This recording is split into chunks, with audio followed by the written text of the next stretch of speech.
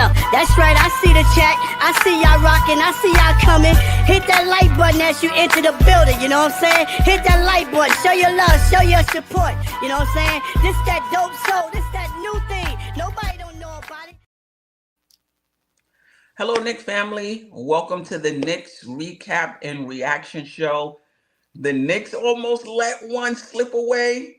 They had that 14, if not 15-point lead in that in the first quarter, in the first half. And obviously, we all know that the playoffs and the NBA in general is a game of runs, right? So I just knew that Detroit would make a run, but I really felt like the Knicks let go of the rope going into the second quarter. We'll talk more about it, but the Knicks didn't just win this game. The Knicks took this game down the stretch. Cardiac Knicks, one of them cardiac Knick games. But we went in there and actually did more. I'm pretty sure, some of us, maybe even the Knicks, would have been okay with just getting home court advantage back with one win. And they went out there and they got two. Let me in the chat, let me know if there's any issues with my audio or video. Ajay, how you doing? Who and or what stood out for you in that game? Queen, salute to you. Of course, salute to the chat and Knicks Nation. Don't forget to hit the like button upon entering the room. Everybody's happy today. I don't want to hear no excuses. I don't want to hear nothing. As soon as you come in here, hit the like button. That way we can our channel is more recommended, when people looking for Knicks content. Who or what stood out? I mean, who obviously is Jalen Brunson, the captain clutch player of the year. He is the one that stood out. Okay. I mean, I'm sure we're gonna go into more details about like how the game went, but Brunson definitely top of the list in what stood out, and then follow that with Karl-Anthony Towns. Okay, those are let's stick with Brunson though. Let's stick with Brunson. It's fine. So let's go in depth. Let's go in depth on Brunson. Talk about him. Like, what did you like about how he played today? Brunson had a tremendous game today. It was an early game. He came in and he had his mindset that we were not going to lose this game. Okay. And it didn't matter what they threw at him. It didn't matter what the situation was. He found a way to make plays. And I'm not trying to hear, listen, in game 2, remember when we lost game 2, everybody saying, Brunson, he wasn't passing the ball. Today, I'm glad he didn't pass the ball because there was a stretch. There was a stretch where nobody had anything. Okay. When he came back, when Brunson came back, he took over the game. He came back on one bum ankle, came back, took over the game, and he was making shot after shot. I'm not trying to hear none of that. He should have passed the ball because nobody else had nothing. When you look at the box score, basically it was Brunson and Cat. All right. Everybody else had single digits. I mean, Mikal Bridges had 8 points. I think Anunoby had 8 or 9 points. Josh Hart maybe 12, 14, somewhere around there. And that was pretty much it. So we needed every bit. I mean, obviously we won by a point. So we needed every point Brunson had to score, every point he had to give, every play he made. We needed each and every little bit of it. So kudos to Captain Clutch. Captain Clutch. He came in, he showed out. Remember Captain Crunch? Captain Crunch. Do they still make that cereal? I don't think so. Yeah. So Captain Clutch came in, he did his thing, and he showed why he won Clutch Player of the Year awards. Okay. So it was a tremendous game from him, and kudos. Yeah, I mean, just to piggyback off of what you said, none of the Knicks shot well in that first half. It's surprising, but I was looking at the first half. OG was 3 for 9. Hart was 3 for 5. Karl-Anthony Towns was 5 for 12. Mikal 1 for 8. Jalen Brunson himself was even 4 for 10.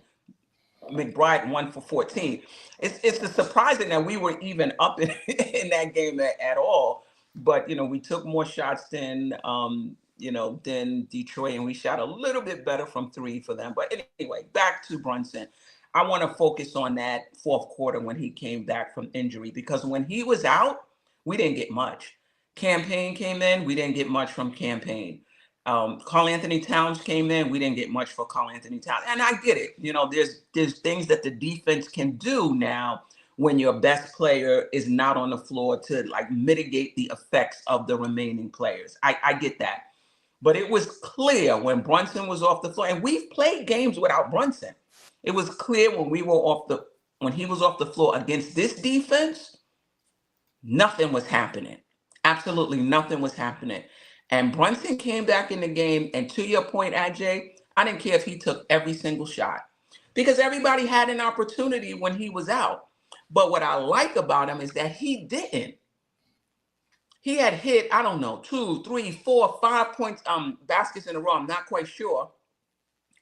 And he still was processing the game enough to, like, he wasn't tunnel vision. He was scoring, he was giving us back-to-back buckets, but there was still an awareness of what was going on around him because he hit Karl Anthony Towns on the other side of the court for a wide open three that, to to Karl's credit, knocked it down. And we're going to get into Towns later, but that tells you something about Towns, that even though the game wasn't going his way, even though he wasn't scoring mentally, he was still in the game. Because if you're checked out and you're not in the moment and you're all in your feelings about, oh my God, I'm just not playing well, you don't hit that shot. You know, so kudos to him. We'll get to him later, but that's what I liked about Brunson, that, you know, he turned it up, but he was still able to locate Towns and others as well. Anything Queen, else about? Queen, Yeah, it's almost like he left the game with the injury, right? And then he came back. He's like, guys, what the hell happened? And then boom, boom, boom, boom, boom. He got us right back to where almost exactly to where we were before we left, just a couple of points behind. And then, like, now it's a game. You know, now let's make it happen. right. Do you know what I'm saying? And I mean, you know, he's unstoppable. I don't care what they threw, the double team, Jalen Duren came at him, Tobias Harris, like, Mhm. you know, Dennis Schroeder, like whatever they threw at him, he handled. Kate Cunningham, he was taking care of business today. He had his mindset today. We were not going to lose this game, so we didn't lose the game because that wasn't going to happen, not under his watch. That's why when he came back from the locker room, whatever he did in there, I don't even want to know. Whatever they did in there to him, he came back. he, he came back brand new. Right. You know, it's like he had 2 days rest in that 5 minutes he went to the locker room and came back and then right back to what he was doing before. So Yeah. listen, Yeah. glad he didn't pass the ball. Glad at that point he wasn't trying to engage anybody because he tried that in the first half. We had a terrible first half. And Queen, you know, Yeah. Go Chad, ahead. just so you know, when I'm watching these games, when we're watching the game, we're like constantly texting our frustration, like showing mad emoji, mad face, and all that stuff. Mhm. But I said, listen, we were up by 7. I said, Queen, we should be up by 25, 30 points right now Yeah. because they're playing horrible. We're putting good defense. We're matching or even surpassing their energy. When you look at Right. the scoreboard, we only at the half, we only up by 7. I was like, that's not good. That's not good at all. You know, and sure enough, third quarter came in as usual. Third quarter of doom for us. We Mm-hmm. relinquished the lead. We lost the lead, and we were down. You know, so listen again. Shout out to Brunson because it's obvious he came in here. He made a promise to somebody that we're not going to lose this game. So he kept his promise to whoever that was. He made the promise. Yeah. This is what I'm going to pick because we're talking about who and what stood out. We're taking turns. You went to Brunson. Instead of picking a player, I'm going to talk about that 11-2 run to end the second quarter. You're talking about being pissed off. Even before it was an 11-2 run, we were up 14 or 15. Mikal Bridges comes down and pulls up for a three. I guess he's trying to deliver the knockout blow. And then from that point on, the Knicks are playing fast, like they're rushing. And I'm like, yo, we're up 14. There's no reason for us to take shots early in the shot clock. Now, I'm not saying we got to wither it down to 2 seconds, but there's no reason for us to be taking shots early early in the shot clock. So we're taking shots early in the clock. We're missing. They're going the other way. They're making. We coming back, rushing again. I'm like, you listen. In the playoffs, absolutely, teams are going to make runs, right? It's real hard to hold on to a lead. But okay, if you're up 15 and they go on a 6-0 run and you stop it, okay. They go on an 8-0 run and you stop it, okay. They went on an 11-2 run. To me, that was a bit too much. And I thought, Tom, Thibodeau, he called the timeout. I think when it was, they had, I think was within 2 points. I'm like, yo, we might have needed a timeout. Now I don't know how many he had. I don't know how many timeouts he had, but I felt like we could have used one before they pulled within 2, or whatever it is. But my main point is you got to learn how to play with a lead. You can't just, you always got to be thinking time score in the playoffs. Everything is magnified. It's a best of 5 for 6. You can lose the game in the first half. And people don't understand that. Like, how can you lose the game in the first half? Because you have a really bad quarter and you're not able to recover from it. That's how you can lose the game in the first half. And I said, if the Knicks lose this game, I don't even know what's going to happen in the second half. But if the Knicks lose this game, I'm going to point to this 11-2 run, which gave them the momentum going into halftime when they were dead in the water emotionally, in my opinion. Maybe they weren't, but that's the way it seemed. We gave them that momentum, and that momentum continued in the third quarter when we only scored 14 points. Like, you got to know how to play with a lead. Any thoughts on that? No, I 100% agree with you. I mean, and that's what that 11-2 run, had we lost the game, that would have been that's you could single point to that, say that's when we lost the game. Okay. Right. And it's I hate to say this, but all season long we've had, actually the past couple of seasons, we've had trouble in the third quarter for some reason. So at best, third quarters, if we break even, we're good. Chances are we're going to win the game. But we scored 14 points in the fourth quarter. I mean, in the third quarter. Correct. 14 points in the playoff game, that in a pivotal playoff game. I mean, it's like nobody had anything in nobody. And when Brunson went, by the time Brunson went out, it was like, okay, we're done. If Brunson don't come back, we're done. Yeah. With the game. Yeah, because there was nothing. I think we had went to Cat. He tried to drive to get something, and Dorman just locked him up. You know what I mean? Yeah. So I think, as good as Cat is, he's better when Brunson is he's better when Brunson is on the play. And most of our players are. But he went off though when Brunson came back.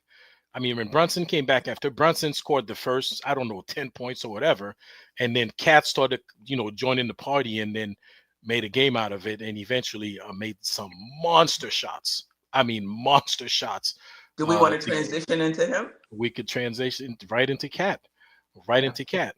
Queen, before we go deep into Cat, the numbers tell you, if Cat shoots 10 3-pointers, he's going to make 4 or 5 of them. Right?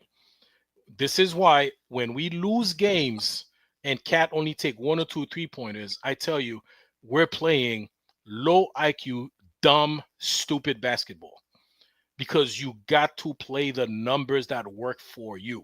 Okay. Game 2, Karl Anthony Towns, I believe, took 2 3-pointers. 2. That criminal to do that.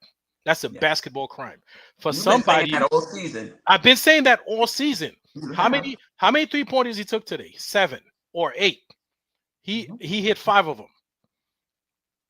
Okay, 5, and we needed every one of those 3-pointers that he took. Every one of them.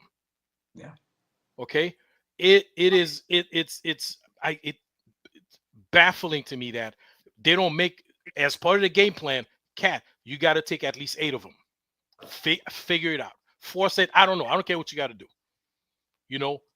step beyond the 3-point line when you know the center is not going to go beyond certain point because he has a long range. He could go 3-4 feet beyond the three. We saw that today. He had like 2 or 3 of them beyond the 3-point line. Yeah. No problem. And they switch all net, nothing but net. Okay. Yeah. The numbers tell you he's the best big man three. He is. You know, I think he shoots like 44% from three. That's insane for a center. You know, if we don't use this, it's crazy that we don't. That's not part of the game plan. Yeah, and hopefully it is going forward. Remember the first few games of the season?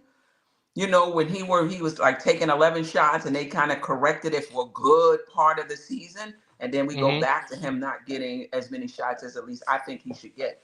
But I think what stood out for me for Towns, you know, obviously was how clutch he was in the fourth quarter.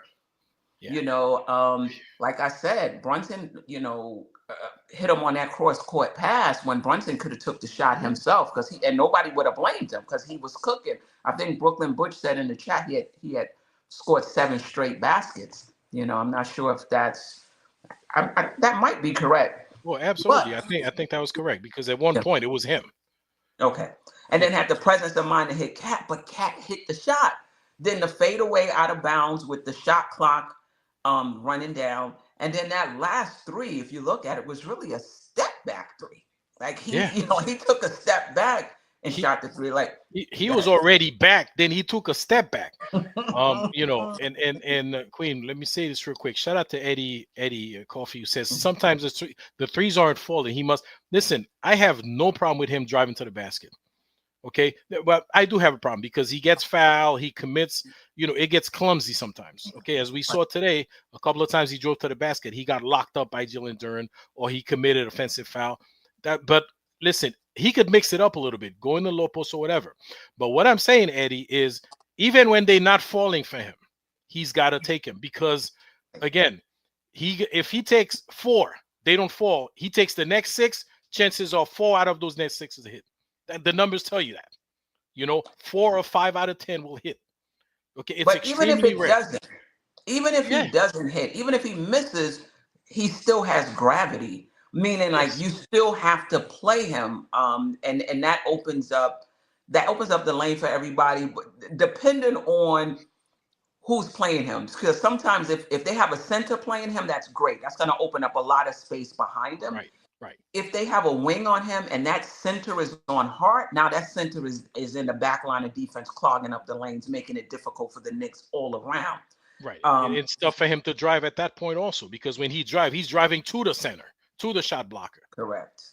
Correct. He is. But, you know, to me, it showed Towns' mental toughness. You know, his mental tough. And that's been the question on Karl-Anthony Towns throughout his playoff career, that he disappears in games. Right now, I think, you know, there were some Knicks fans who were saying that in game 2. I didn't think that was fair. You know, disappearing to me is getting the ball and not doing much with it, or getting the ball and giving it back. You know what I mean? Right. He didn't really get the ball. So I thought that was a little unfair after game 2, though you can argue he wasn't calling for it either. Like today, he was calling for, you know, he was calling for the ball, and he came up big time for us. And, you know, in my opinion, he showed his mental toughness. And matter of fact, the entire Knick team showed their mental toughness, how they were able to go toe for toe, basket for basket with the Detroit Pistons in that fourth quarter. And I remember saying, yo, at some point, we're going to have to get a stop, you know? And I'm not sure. I have to look at the game again. I'm getting the third and the fourth quarter mixed up. I'm not sure if that's when Josh Hart dug in on Cade and was able to knock the ball off of his body. I'm not sure if that was the third or fourth. No, that was the fourth quarter. That was late fourth also. That was a pivotal game because I think we were only up by like maybe 2 points. That's after we took the lead at the end of the fourth quarter. Okay, there you go. Yeah, I remember saying, okay, we need a stop, because they answered every call. Every time we would push back and make a basket, they would come down and make a basket. But this is how it is in the playoffs. It comes down to timely shots and timely stops. And you know, if if you have anything else to say about Cat, let me know, because I do want to transition into Bridges. Oh, well, and Cat's defense, his defense wasn't terrible all either today. He was there. He was the big man in the middle, knocking balls away, intimidating people, and doing all kind of stuff. So he did have a tremendous game also. Even though at some point between the second and the third, he had a great first quarter, but the meat in the middle, the second, third quarter, he went cold. And then when Brunson came back, after when he came back from the injury, Cat picked up the slack again, and he was right there with Brunson, leading this team to the victory. So he had, there was a point in the middle of the game there where he wasn't doing much, but then he picked it up. So yeah, big shout out to him. I mean, our two superstars showed up today, no doubt. And that's what you need to close games. Oh, absolutely. That's what you need. So and when you look at the minutes distribution, Queen, Cat played 40 minutes. Jalen Brunson 38 and a half minutes, probably because he went into the locker room. Otherwise, he would have been in the 40s too. He would have been in the 40s. And listen, we're not getting anything from listen, OG Anunoby, 8 points, right? 8 points from OG, 8 points from Mikal Bridges, who again in the first half had a ton of open looks. Yeah. But he just wasn't hitting anything. I mean, he did come up with a couple of big plays at the end, in the fourth quarter. But these guys are not scoring, man. You need your superstars to come through. I mean, those are 1A, 1B, 1 and 2, 2 and 1, whichever you want to classify them.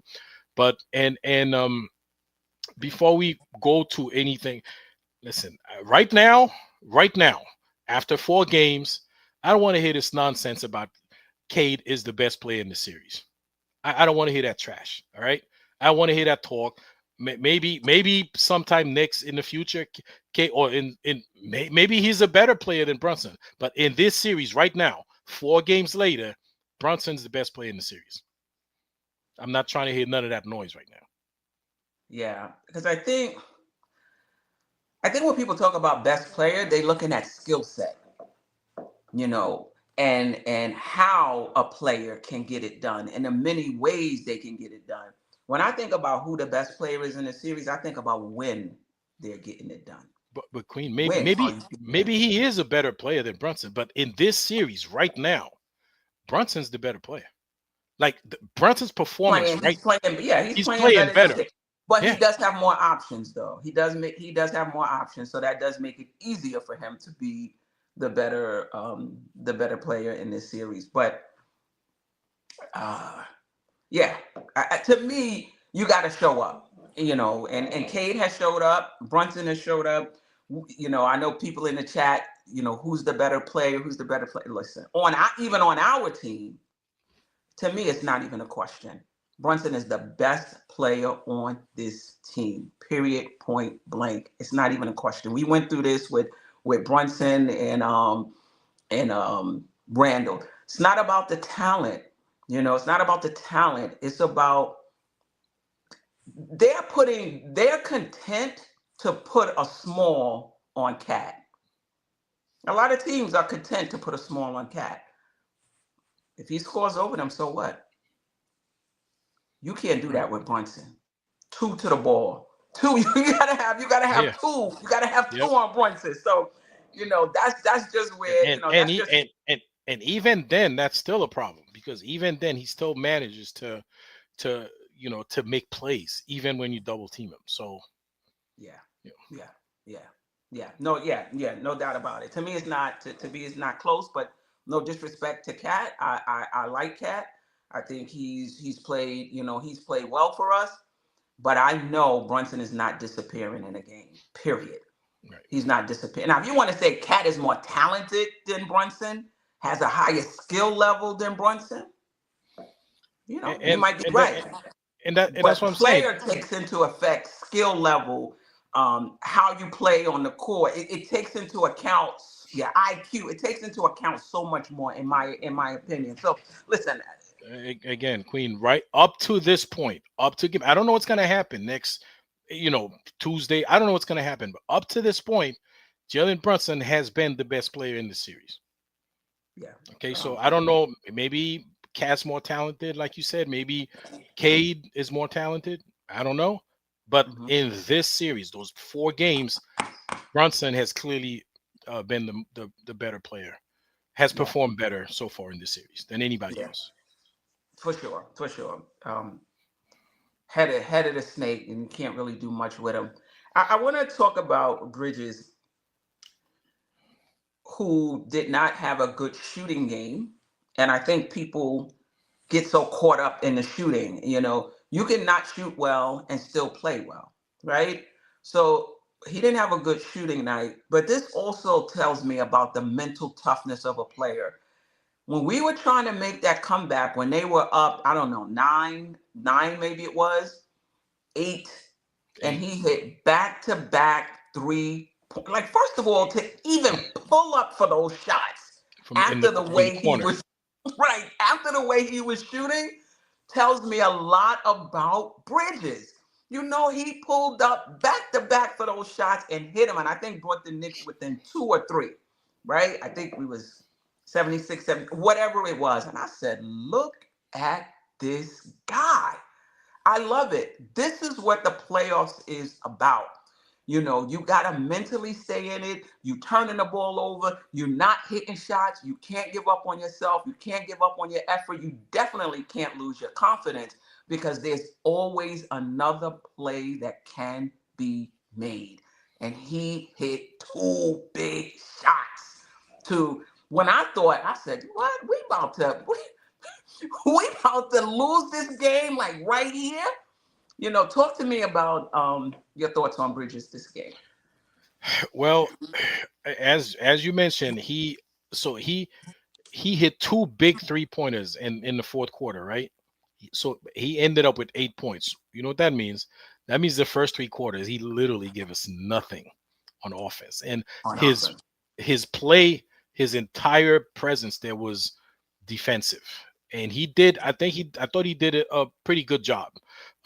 We didn't get a whole lot of Kate bullying him today. Mm-hmm. Even when they Or the switched, last game. or the last game. That's true. Games 3 and 4, we didn't see a whole lot of bullying Mm-hmm. that we Right. saw in the first 2 games. So all that Cade strength and all that stuff, throw it, I mean, you don't throw it out the window, but it was less evident, right? Right. We saw much less of it. So today, I thought he did a tremendous job on defense, not just on Cade, but whoever else he was switching up on. Okay, because at some point he was, when they switched up, he was on one of the shooters, either Tim Hardaway Jr. or Malik Beasley, or even some at some point when he was on the floor with Dennis Schroeder, he was checking Dennis Schroeder bringing up the ball. So Right. I thought he did a pretty good job, and that also helped towards the win because in the beginning, remember, they weren't hitting shots. I mean, one, they weren't hitting shots, but second, we were playing great defense. So that Yeah. contributed a lot to us getting that 1-point win. Because if we didn't play that tight, tough defense in the first half, I mean, listen, they were playing defense as well. Okay, but I mean, it was great defense on both ends. So I mean, it Mm-hmm. was a dogfight. The Knicks were, I mean, they were contesting every shot. We were staying with the 3-point shooters. We were doing a lot of good. I mean, in the beginning, the first half, those guys didn't do nothing. Tim Hardaway Jr. and Malik Beasley, Yeah. right? Yeah. They're sharpshooters because we stayed with them. We played great defense on them, and that definitely contributed to the win. So, And the defense was all along, AJ. It wasn't just when we were trying to get back in the game. I thought the Knicks oh defense yeah, was good for the entire game. but And it but we shows you what's possible for this Knicks team Queen, defense. we had that lead in the beginning because of the defense, because we weren't shooting well either the We first shot half. like 30 in Yeah, the first half. We shot like 30. Was it even 30 something no, from we were missing a lot.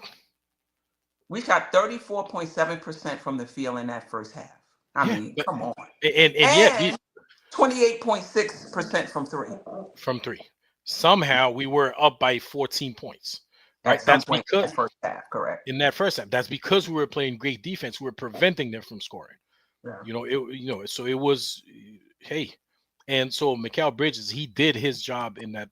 Of course, it would have helped if he could hit those open shots. Um, it's throughout the whole series too. Remember game 2, he missed a lot of, like, at the end of the game, man, he missed a lot of open threes that could have either tied this game or given us the lead, or and all kind of stuff. So listen, we're here with, we're up 3-1, so it's a good place to be. Mikal Bridges, again, he only had 8 points, but he did his job on the defensive end, in the first 3 quarters, and give us 2 huge 3-pointers back to back from the same corner. It was almost like you rewind the tape and then you go back. It literally the same thing he did twice. Yeah, and unfortunately, I can't highlight comments on on my end. I think it was Sherwin, someone else. It may have been someone else who said in the chat for us not to discount what it takes for OG and Mikal Bridges to play defense on Cade Cunningham, who has the ball in his hands so much. That does take a lot of work. And I do want to highlight Bridges when he shot that air ball and then ran down the other end and got the block on Cade. So this is somebody who misses an air ball and he's not hanging his head. So I think the playoffs are more intense than the regular season. You can lose. Sometimes these games come down to one shot, a one possession game. Right. So if you get a key turnover or you give up a key one in the first half, that can lose you the game. So Mikal Bridges understands that. So he misses that. It shoots an air ball. I think it was in the first half. And I'm like, whoa, he just blocked Cade's shot. Didn't he just shoot an air ball down on the other end? And he went back on it. Yes. This guy is hustling. He understands what playoff basketball is, the urgency. Every possession counts. Listen, you don't have to shoot well to play well. So kudos to Mikal Bridges, because we needed everything we got tonight. We won by 1 point. Right. Anything? There's a super chat. Can you highlight that? Yeah, let me get to it.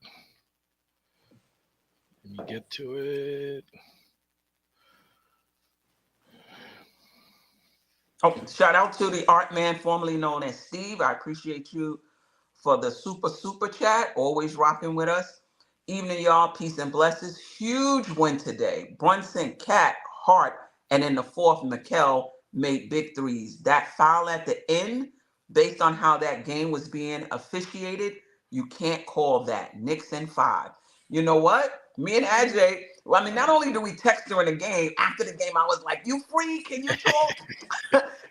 and I think it was you, Ajay, who said the way that game was being officiated, you cannot call that at the end of the game when you let so much. Now, I do think they called it tighter than in game 1. Like game 1 was like a free-for-all. I do think they called it tighter. But there were periods in these games, like individual plays here and there, where I'm like, you're not going to call, like on both sides, contact on both sides, but just let it go. Then you cannot call that at the end of the game. It was a foul. It was. By the letter of the law, it was. But the way you were officiating it, you can't call that. Queen, by that same letter of the law, to grab before that play, Hart got fouled by Tobias Harris under the basket. Yes, he did. Okay, so if you're going to want to call that, can they go back and look at that too and say, well, you know what? There's a loose ball foul under the basket before he even made that pass. Right. Okay, because Tobias Harris locked him, grabbed him, pulled him down. Okay, it was clear that was a foul. Before they shot, before it even went to the court, I'm like, oh, where's the foul? Before they even got to that. So they didn't call that foul either. So they're not going to call that foul in the corner. And I'm glad they didn't, because if they would have let all of that go and then call that foul at the end of the game, go look at the play. To grab the rebound, Hart didn't grab the rebound because Tobias Harris pulled him down and he actually locked his arm and pulled him, while he was jumping to grab the rebound. So, they could cry all they want, but the way this series has been going, listen. Game 3, they got an opportunity, they got a free half second to make something, they didn't make it. We got a good one from the ref, we make the best of it, we won by a point. You know, I mean, this is how it is. This is as the series is gonna go. Was it a foul? Yeah, it was a foul. They call that every time. But then they could have called a foul in their basket too. Yeah, yeah. There's You know, another super chat from the they art could have man, called those formerly call known foul. as Steve. Yeah.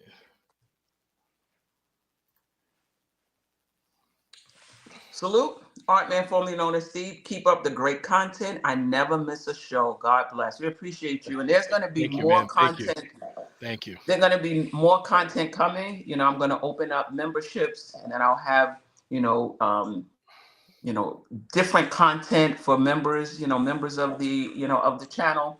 I'll be putting out more videos and what have you. More content to come. But I appreciate you for the art man, formerly known as Steve. Let's talk about. Well, Go Queen, ahead. Art man, I try to get her to do a pre-game show, like a quick one. She said, "Nah, we're not gonna have time At to." But 12 listen, I was o'clock, ready he for calls me to do a pregame show, and the game starts at 1. And he didn't do it the night before or that morning. 12 o'clock. Let's do a pregame it. show. What? I'm going to see my uncle. We can watch the game together. Yeah. Let's talk about Hart. What was it? 14 points, 10 rebounds in this game. Actually, I forgot to put that up. I think it was 14 points, 10 rebounds, or something like that. But a few huge plays, knocking the ball off a Cade like we talked about, giving us that extra possession, and then closing out on Tim Hardaway when I think it was Bridges who fell on the floor trying to get to him, and Hart did like he jumped over Bridges. It seemed like to get to Tim Hardaway to close out on that last shot. Just the effort he put in, to that game. That's just vintage Hart. Like that's Josh Hart. Game 3, game 4. That's Josh Hart. That's what we need, and he gave it to us today. And 3 of 5, I think it was. From the Yeah, 3-point, yeah. 3 of 5 from the 3-point line. Well, on that third one, I was like, come on. And then it went down. I was like, look, if Josh Hart is gonna hit threes, we win in this game. When he hit his second one, I'm like, if Josh Hart's hitting threes in this game, we're gonna win it. And we That's did. it. That's By it. one, though. That's the bonus. Like again, we needed every one of those 3-pointers. We Mhm. need that's the bonus. Like, because especially with OG Anunoby and Mikal Bridges not giving you much, those two guys, again, 8 points each. You needed every bit of those 3-pointers from Josh Hart, every bit of those hustle plays, the extra possessions he gave. He was giving us. You needed every bit of that. Yeah, for Every sure. bit of defense, even though defensively, like he gets lost on defense sometimes. I mean, he Yes, had he a couple does. of he had a Or couple he'll of make great a plays today. boneheaded play. I'm like, what Like was that?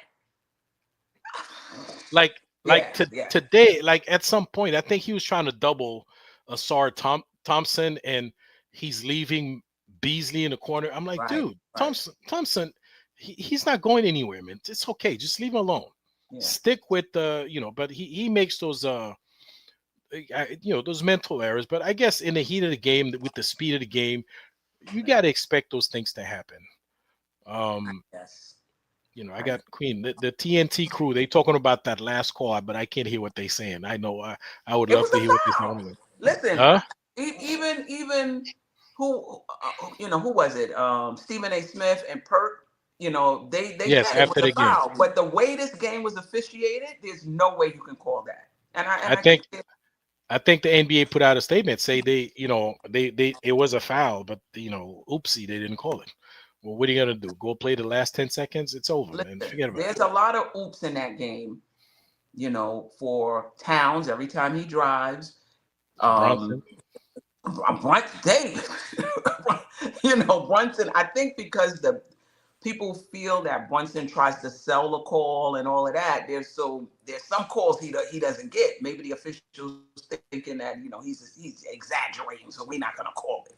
Um, you know, yeah. I think I forgot who I was listening to. I forgot who I was listening to. It was a post game show. It might have been I don't know. But somebody said there's a difference between being fake tough and real tough. And in this series, the Knicks are showing that they real tough, because to me, toughness is being able to close a game. To me, toughness is fighting back in a game, making key shots, getting timely stops. That's toughness. Not necessarily beating people up and pushing people and showing elbows like that. Toughness is being able to stay in a game and stay focused no matter how it's being officiating, whether you lose the lead, whether you're behind, whatever it is, staying focused and closing out a game. That is mental toughness. And the Knicks, I gotta be honest, they showing me something in this series. I question their mental toughness. Right when I felt like, wow, this is a mentally tough team, they'll do something, be like, nah, not yet. But in this series, they're showing me that they're a mentally tough team. Before we get on, to the bench and Thibodeau and close this out, are the Knicks surprising you as far as mental toughness is concerned, or this is who you thought they were entering the series? Um,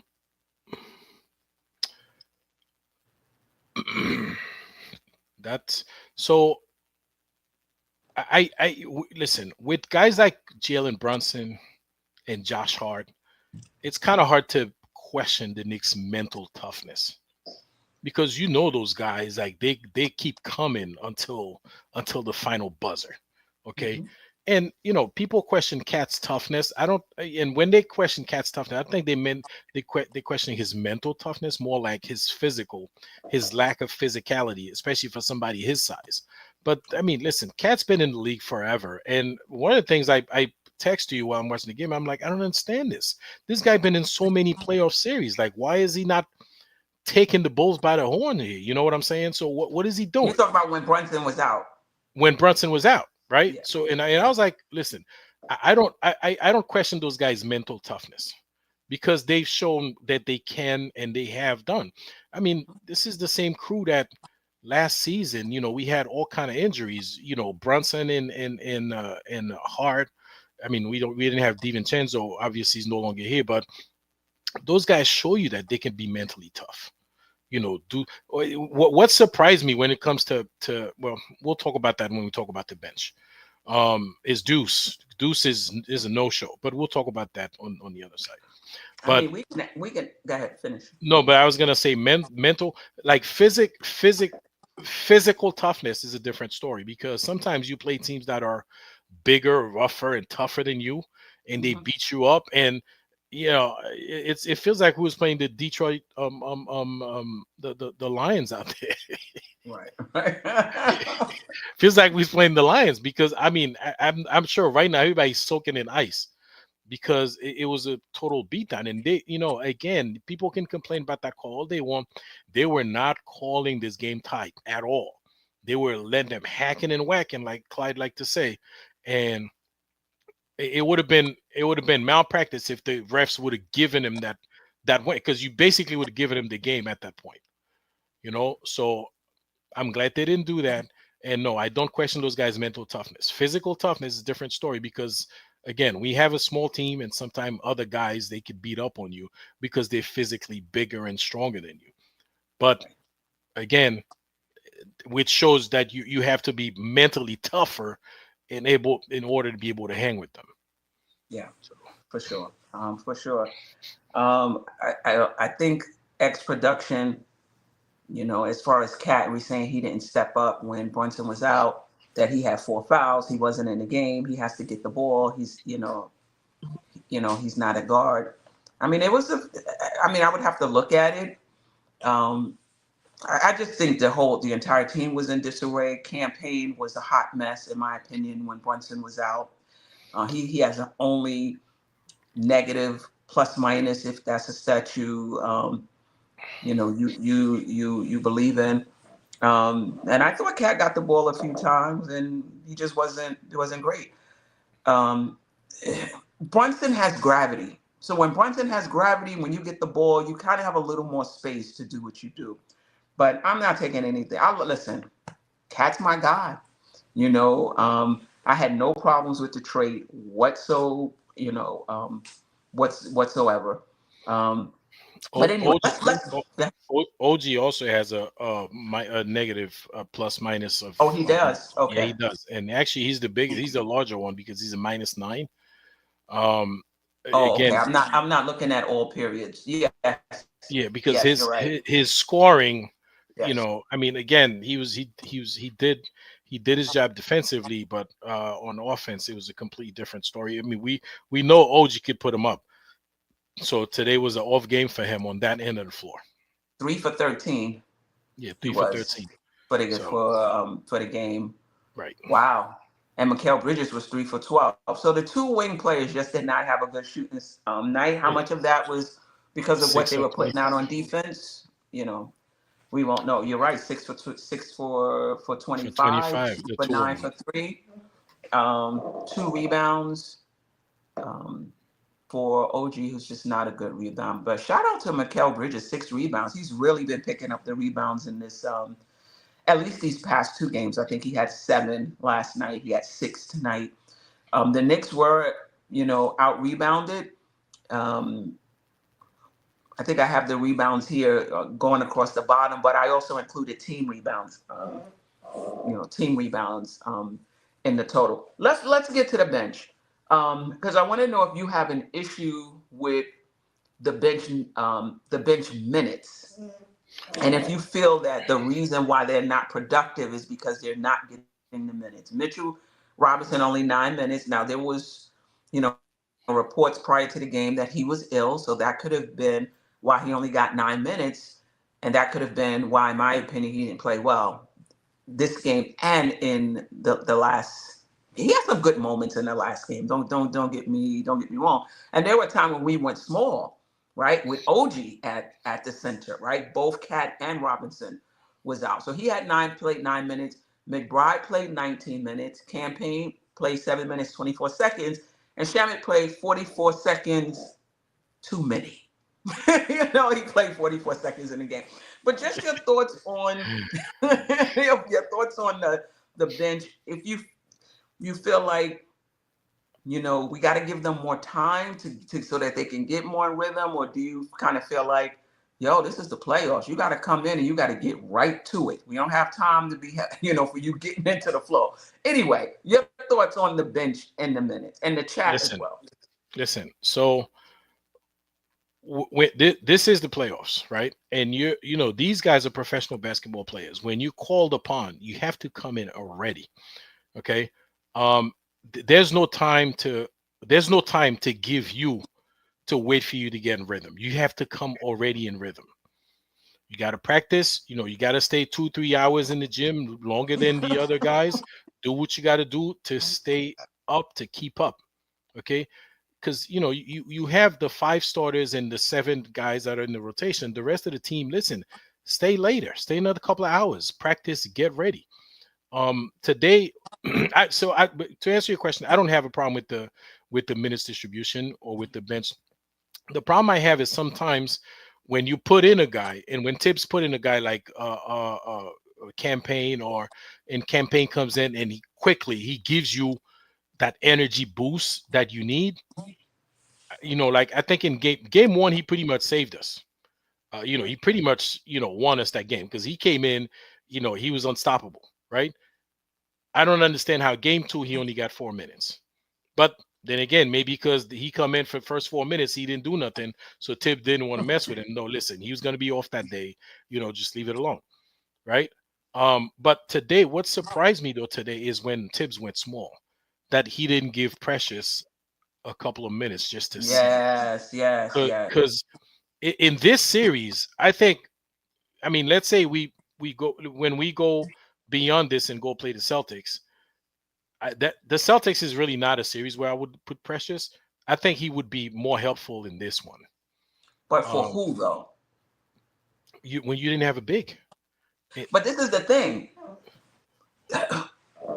I can argue, and I probably would argue, that OG at the 5 is better than Precious at the 5, even though Precious because remember, they're tall at that time, I believe, if I'm not mistaken. Somebody correct me if I'm wrong, at that time was Tobias Harris. So you can argue that, you know, OG Anunoby on Tobias Harris would be better than Precious two-way in terms of being a two-way player. Like when you have Precious can guard Tobias Harris. I'm not saying he can't, but I mean in terms of having a two-way player out there who can guard Harris and potentially give you something on the defense, you can argue that OG is a better Well, a better center in that respect. I'm sure he is, because OG's a better player than Precious. But in this series, right? OG's main thing is Kate Cunningham. I wouldn't waste his energy or his fouls or anything like on Tobias Harris or Reed or whoever else they had out there playing five at that time.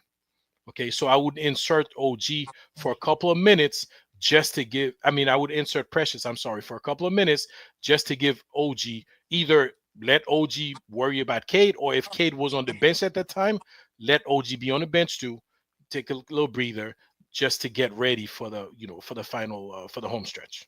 You don't think because Precious hasn't played, it would be like throwing him into the wind? Like he hasn't played the entire series, and you would I mean, just put him in a physical series um, uh, like that and expect good things? yeah. I mean, again, he's a professional basketball player. He's got to stay ready. If he's ready, and Precious, one thing he's not scared of is physicality. I mean, Precious is like he's a pretty physical guy. He's not a big guy who's moving people around, but he can handle himself against physical guys. Yeah, yeah. Okay, so I would have given him a couple of minutes to see, and how bad, how terrible could it have been, to Oh put him no, out no, there. no! You could lose. It could be terrible. Like you could lose the playoff series with three bad. Three. You can make it hard on yourself if you have three bad possessions. So to speak. And I don't remember who else was in there, because you also have to look at what the rest of the lineup looks like as well. So I don't quite remember. Talking about the bench. Mitchell Robinson is sick. And it showed. He might have been a little sick in game 3. I don't see the activity level, even though we got 3 offensive rebounds from him in game 3. He's just not the Mitch I imagined he would be in this series. And Deuce McBride is also not even shooting aside. Like he got pump fake, he went for the fake, fouled.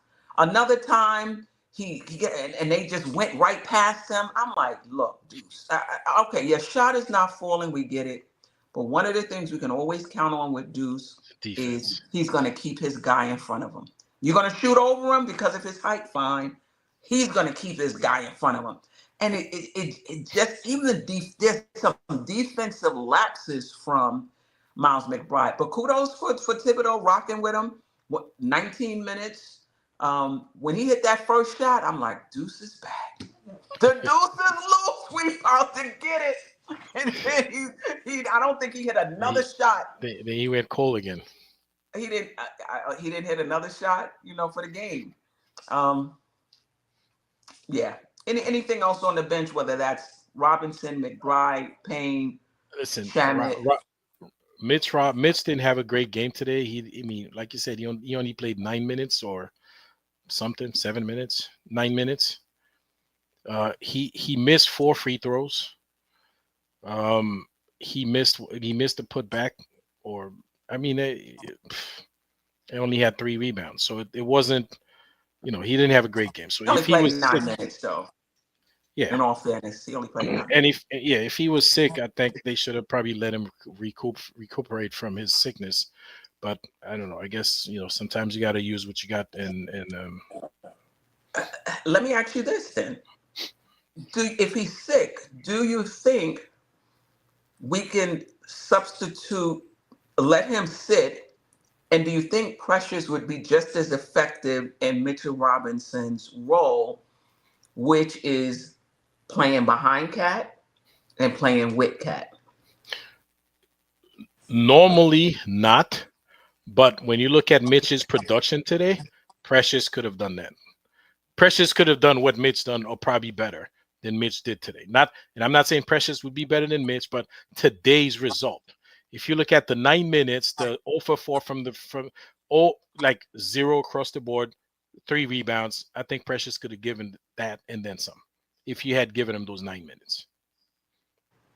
Okay. And that's just for today's game. And I'm saying that in hindsight, right?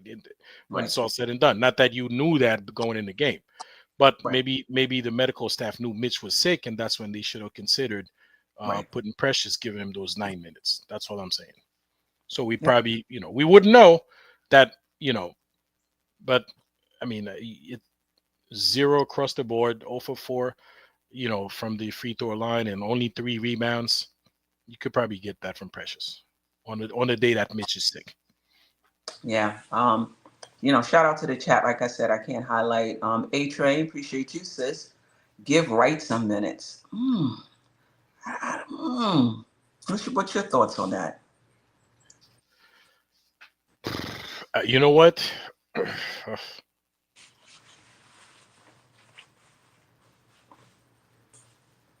I'm not totally against it, especially when Campaign is out there, doing crazy stuff. We didn't get much from Campaign today, but it's kind of a tough thing to tell Tibbs, give Wright some minutes, because you don't know what's going to happen until at the end of the game.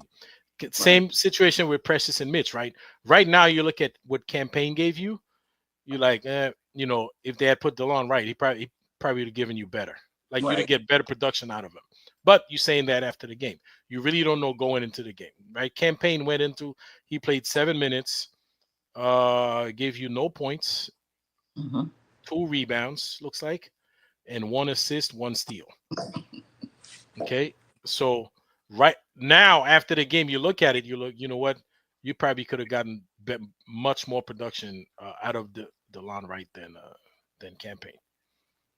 I'm laughing because A-Train said, what an indictment on Precious that he's a tad better than a sick Mitch. I didn't say a tad better. I said he would have given you probably get better, more out of that. Shout out to D Green. As AJ always talking smack. Shout out to the X Production. He said we don't have a playoff bench. And you know what, X Production? I think I know there's a difference between the playoffs and the regular season. And if you've played organized basketball, it doesn't even have, it could be biddy ball, it could be middle school, it could be high school, it could be AAU, it could be in a rec league. Everything turns up in the playoffs, right? And when you talk about the Knicks don't have a playoff bench, how I'm hearing that is the Knicks don't have players on the bench that, despite the physicality of this and the intensity of this series, can still play to their potential, right? Because that's what we're seeing from the starters. This is a physical series. It's a tough series. There's a lot of urgency. You don't know what you're going to get from the officials. And the Knicks starters are still shining despite that. And when you have a playoff bench, basically you have players that can perform despite those things I just said. So do you think that's fair that the Knicks don't have a playoff bench, that is just too much for them and they can't perform up to their usual level, given the intensity and urgency of it? I mean, Queen, we knew that all season, right? That the bench was a problem, or either somehow there's a problem, right? Either the bench was not good enough, or Tibbs not giving the bench enough minutes to see what they can do, right? Right now it's money time. It's in the playoffs. I don't think these guys mind playing those 40, 42 minutes. I don't think they care. And if that's what they don't. If that's what it takes, and as long as they can play, as long as they don't, they don't have tired legs and can't shoot the ball. If 40 minutes is their threshold, or 42 minutes is the threshold, and they're playing those 42 minutes and winning games, that is fine. That is fine. I mean, these guys are professional athletes. Queen, when these guys are playing in the game, the game is part of their routine, right? Because they work out. They work out. They're playing all the time. Probably not with the same intensity, but still they're playing all the time. So these guys, if they can handle it, that's fine. Let them play. You got to put your best horses on in the race, man. It's playoff. Especially, listen, conventional wisdom right now would tell you, right?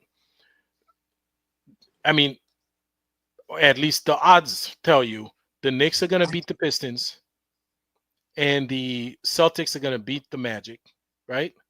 And then the Celtics are going to eliminate the Knicks, right? Right? That's what the odds tell you. What are you saving those guys for? What are you saving them for? Play those guys as many minutes as possible. And if the bench is giving you production, play them minutes too. Play just, at this point you can't be policing how many minutes these guys play.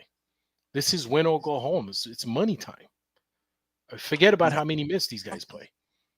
I do think it's something the Knicks have to address in the playoffs, and I am going to use X Productions term. The Knicks have to get a playoff bench, and maybe you develop that. Maybe Deuce from going through this will be better. Next season. I don't think Campaign will be back. We'll see. I don't think Landry Shamet will be back. We'll see.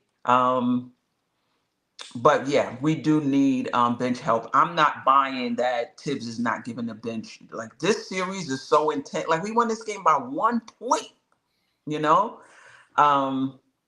Anyway, what do we need to? And I feel like even last season, we still had the bench problem.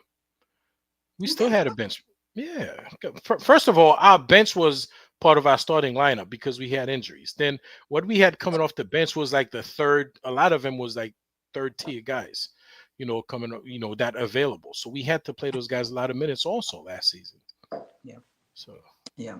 Shout out to DopeSoulSports Rex, who feels pressure should be getting more minutes. I think the other thing we have to think about, if somebody is getting more minutes, whose minutes are they taking? How does that affect how we play Cade Cunningham? So if you're going to play him for OG, then that means now Bridges is playing is Cade. And Bridges has done okay. But my point is, if you're giving somebody minutes, you got to also think about whose minutes are you decreasing. And then you also got to think about what lineups are you going to put in with Precious. You playing Precious, Robinson, and Hart.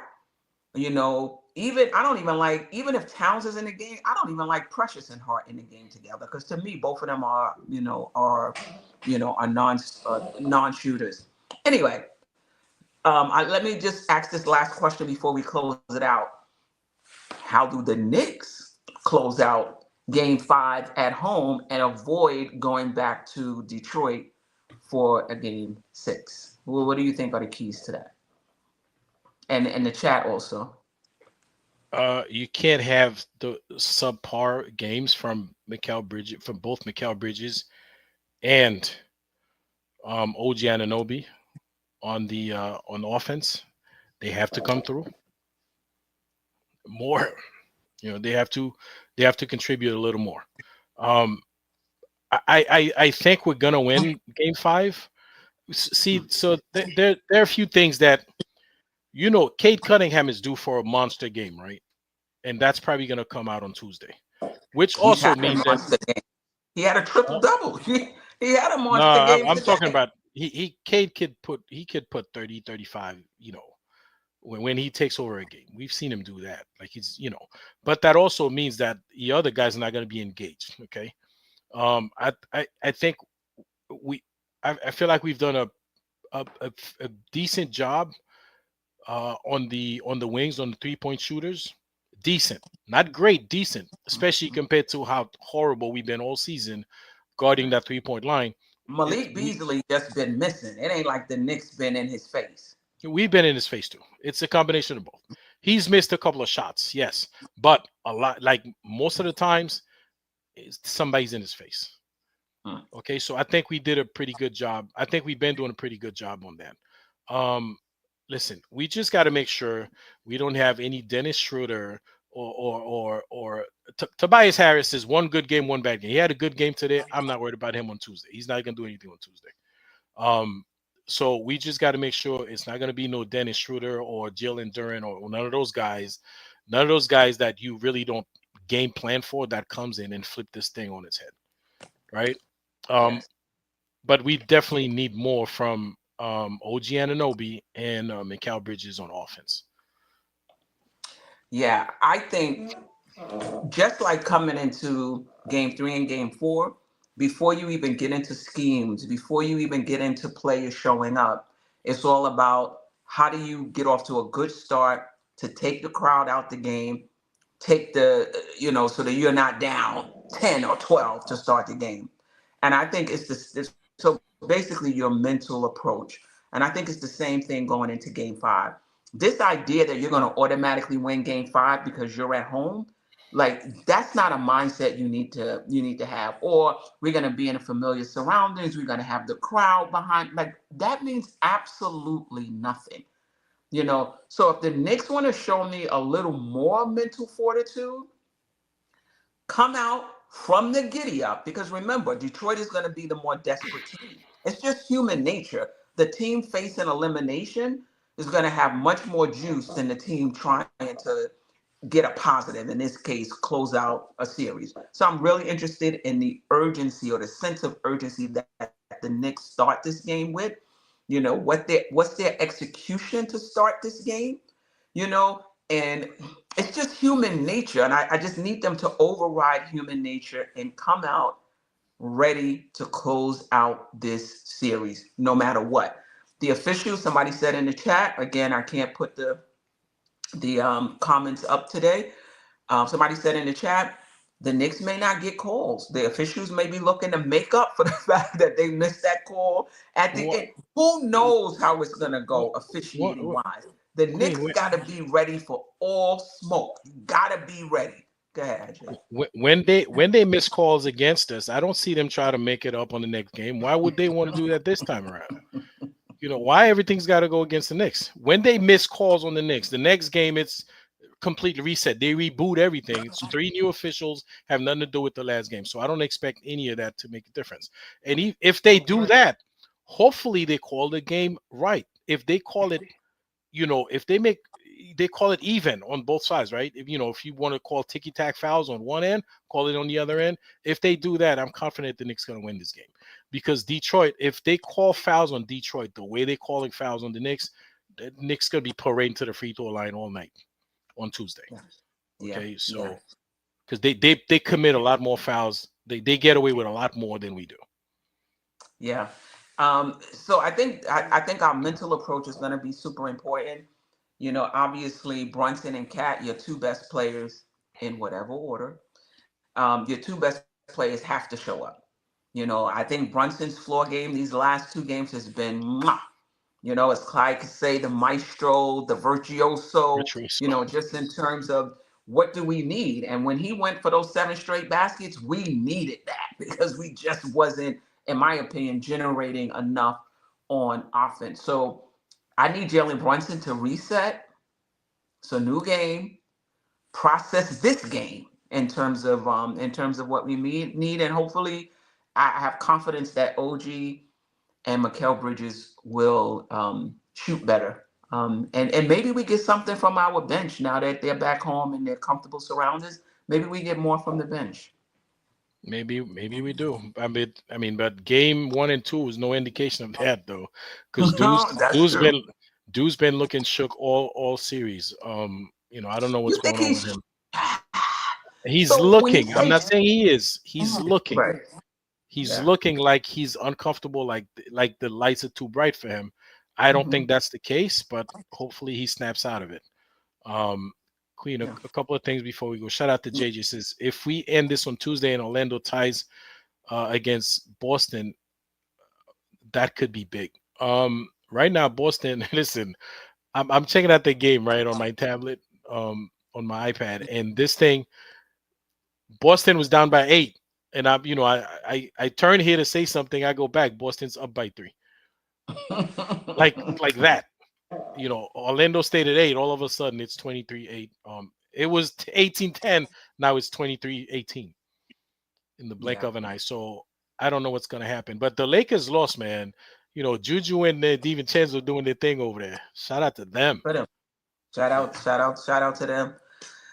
Yeah, JJ, I'm kind of with you. I think Deuce numbers have been down. Like Freezy pointed this out. Shout out to Undo Dios NYK. Appreciate you always rocking with us.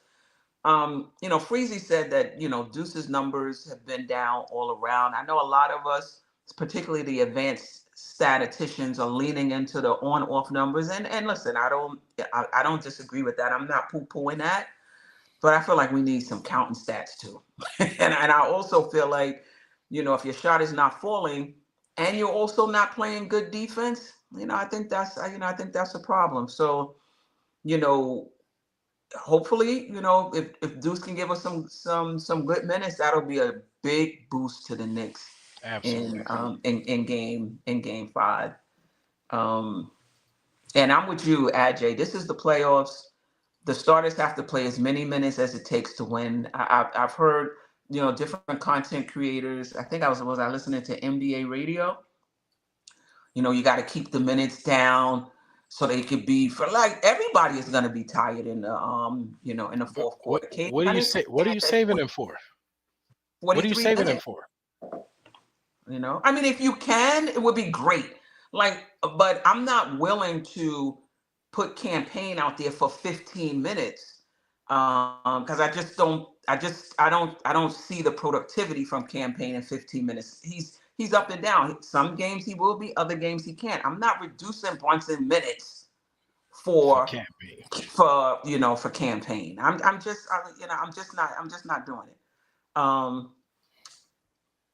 Yeah, I mean, we'll see. Any last shout out to the chat, Long Island Sound 1, DopeSoulSports, Rex, JJ always rocking with us on Dios NYK. Wiz BKLA decided to join us. A Train, Keith Turner, my guy. Appreciate you, Darlene Bryant. Always a pleasure. Who else? Sherman was in the building today. I appreciate you. David Smith, Carl Anthony's Town, brother, father, whoever was here today. Appreciate you. X Production, I appreciate you. Jerrell, the art man formerly known as Steve, I appreciate you rocking with us, letting us know that you always catch us, part of the replay game, and hitting us with that super duper chat, super duper chat. We appreciate you, Randu, HRMX, great. I'm not gonna get to everybody, but Tori B was in here, Vaughn Allen, CAA Mafia, Brandon Williams, Tori B. You know, I appreciate all of you.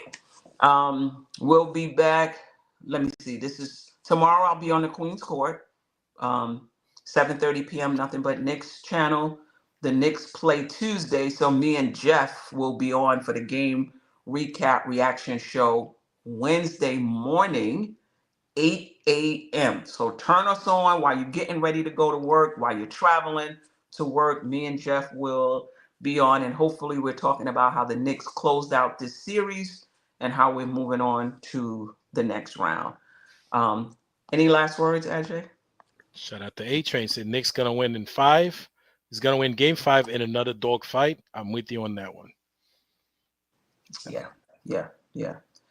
Don't forget to hit. I was gonna say, don't forget to hit the like button on the way out. I know you guys enjoy this little post-game show. We don't usually do post-game. We rarely do post-game show unless, you know, it's yeah. We listen, going into the off season, going into next season, we're gonna do some revamping. So you might see next season some pre and post games. We'll figure it out. Kerry Cox, I appreciate you for being with us. Until next time, family. Sister, you one of a kind.